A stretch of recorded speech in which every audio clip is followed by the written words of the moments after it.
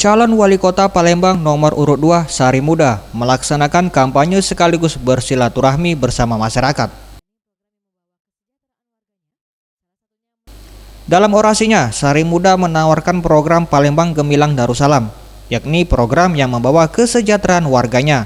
Salah satunya melalui kredit anggunan untuk UMKM tanpa bunga untuk pedagang yang dapat mengembangkan usahanya agar dapat mandiri. Kesejahteraan usaha mikro, kecil, dan menengah, ya, UMKM. Mana cara menunjuknya? Kami berkeliling ke pasar-pasar. Pak Sari Muda, tolong Pak, bantu kami modal. Kami ini selama ini Pak minjem balik 6, minjem 4 balik ke. Setelah menyampaikan program, selanjutnya dilakukan dialog khusus sebagai wadah menyerap aspirasi. Tim Liputan Sriwijaya TV.